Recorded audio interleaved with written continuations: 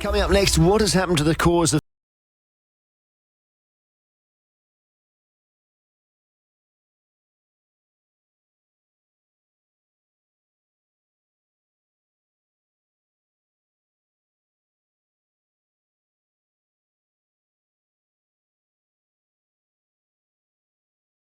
over the weekend when the former First Minister Nicola Sturgeon was arrested in connection with the ongoing investigation into the funding and finances of the SNP.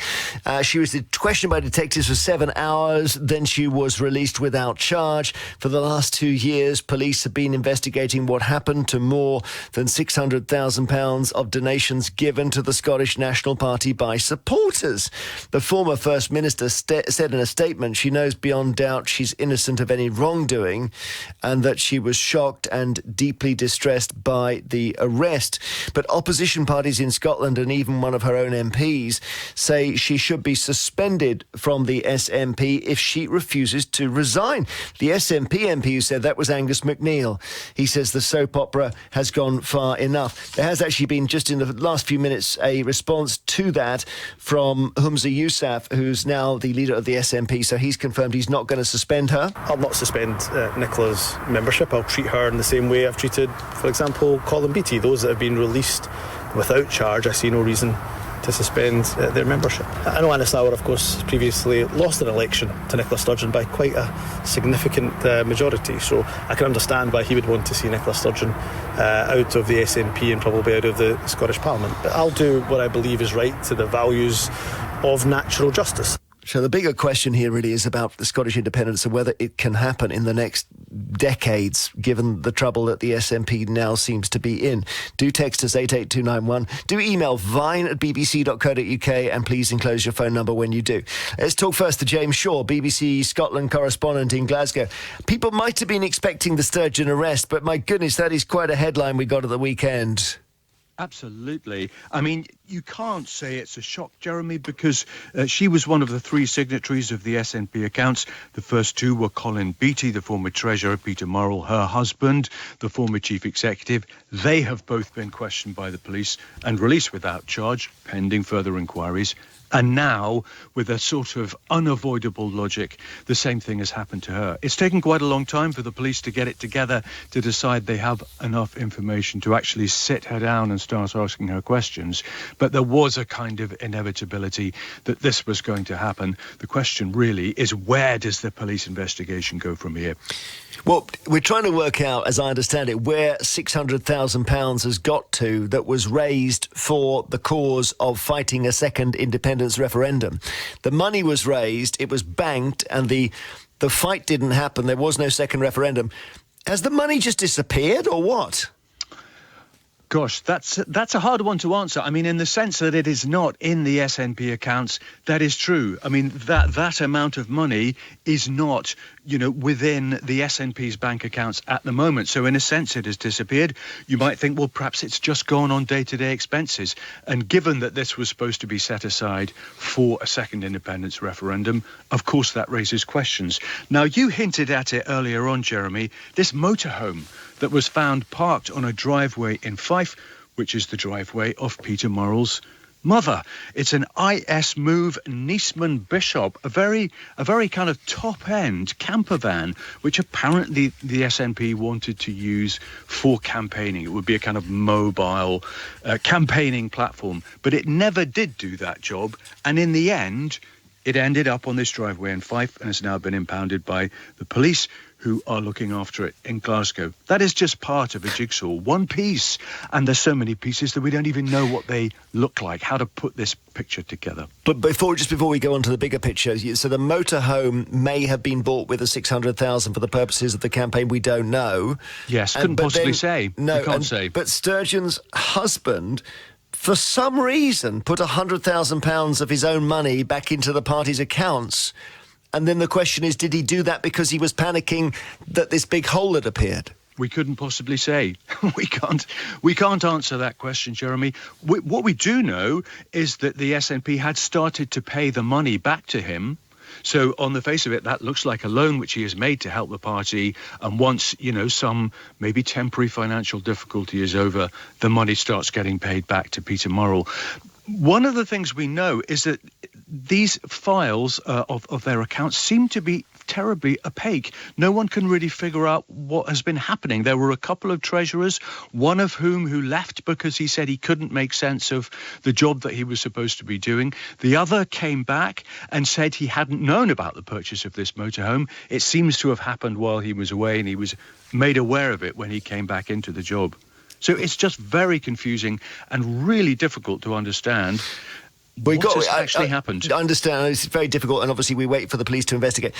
Just in terms of the 600,000, is the suggestion that it went on SNP tea and biscuits? Is it that when you say running costs, it might have actually been in an account and spent? And then if that happened, is that criminal or is that just bad accounting?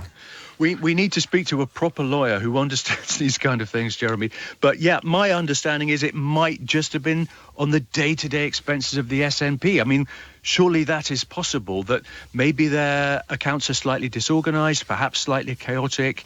You know, they started out as a relatively small party, became enormous, and some people will tell you that the processes of the party didn't actually catch up with the size of it and perhaps the amount of money that it was having to deal with. So that's an open question as well. We cannot make any assumptions about what has happened to this money until the police send their report to the prosecutors, and the prosecuting authority then decides whether to go ahead with the prosecution of Nicola Sturgeon, Peter Murrell and Colin Beattie. Thank you so much. James Shaw, BBC Scotland correspondent, with the latest after the arrest of Nicola Sturgeon. And we underline that she was not charged, nor has anyone been, and they all protest their innocence. And we're left with a bit of a mystery, which we obviously leave to the police to sort out. Meanwhile, the cause of independence is what we should discuss. Leslie Riddoch is a journalist and independence campaigner who's written a book called Thrive about Scottish independence. Alan Cochrane, journalist, political commentator. Last time we spoke, Alan, you were still against Scotland becoming an independent country. I should just check with you that's still your position. Oh yeah, it's more than somewhat. Right, okay. Well, are you thinking now, Alan, that this has been set back? If there was an independence cause, it's been set back a few decades now? Yeah, several decades, eons, I think. Really? What do you think, Leslie? Well, obviously not. I mean, it has been set back. There's no question about that. Britain, and Scotland's not different, has lapsed into a presidential style of politics. It's unfortunate, actually. We're seeing it with Boris Johnson. But, with the removal or the resignation of one very prominent woman, Nicola Sturgeon, known across the world, at one point Britain's most popular politician, that's not going to go quietly. So, of course, it causes massive ruction. And there was also the assertion by campaigners like me that, in a sense, Scotland was a cut above. We didn't have a Partygate problem in COVID. We didn't have crony contracts. We didn't have a lot of the problems that the devil Westminster. And now here we are. We've got this frankly ludicrous motorhome problem and the problem of internal party accounts, which is still an internal party issue.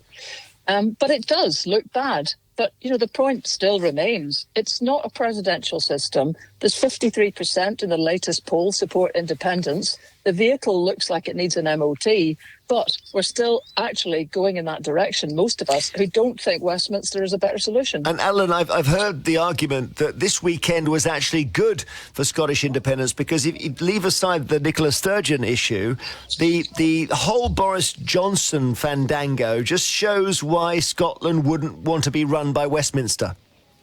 Well, thanks to get a word in your programme, but yeah, well, your first answer, to be fair, was only 4 words long, Alan, so... Yeah, but then it went somewhere else.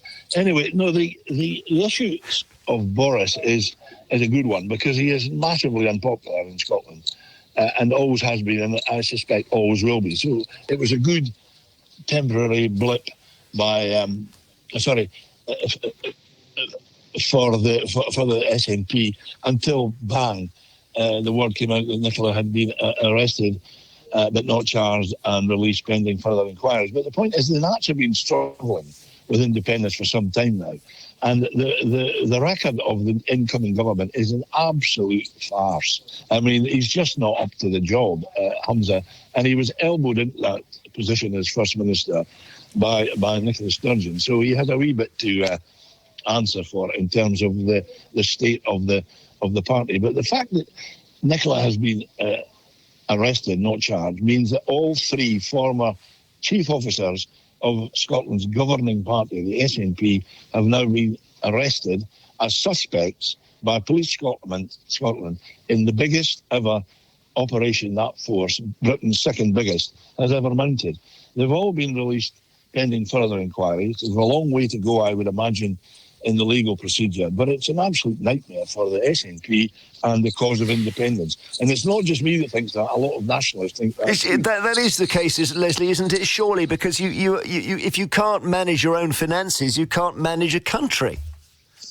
Yes, I mean, people will obviously make those connections, and yet how a party is managed, and we still haven't got a factual charge against anybody on it, and how a country is managed are obviously two separate things. I mean, quite absolutely. The thing is that we're talking about Nicola Sturgeon now, and we're talking about accounts, and we're talking about an arrest. So that's not good for Scotland or for the cause of independence. I quite grant you that. I mean, we've gone through this before. When Alex Salmond stood down and Nicholas took over, many people thought there was no way she could fill his shoes. You know, there's a presumption that when you get a big personality, when they go, the whole cause goes with them.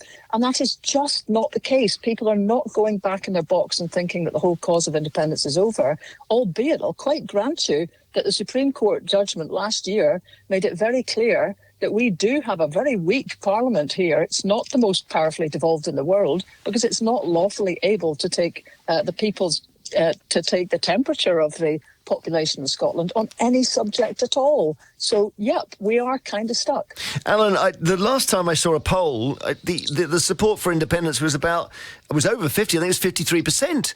So leave aside the SNP and their problems, the support for independence is still solid, isn't it? Well, I wouldn't say it was solid at all. I mean, the polls go up and down. I think the problem, definitely for all the parties in Scotland, in Scotland, a solid one-third will always vote for independence. Another one-third will always vote against independence. And that leaves you with a third the votes to play for. And that's what all the parties play for every election. I think now the idea that the independence campaign can capture those so far undecided voters is laughable in the current situation. Why on earth would anyone vote for a party and a cause that's been so tarnished by what's been happening recently? Thank you both so much. Leslie Riddoch and Alan Cochrane. Alan, journalist and political commentator, and Leslie's book is called Thrive. Christopher Hill says the whole shenanigans over the police inquiry has completely derailed a Scottish referendum by decades, and so it should, as there has already been one.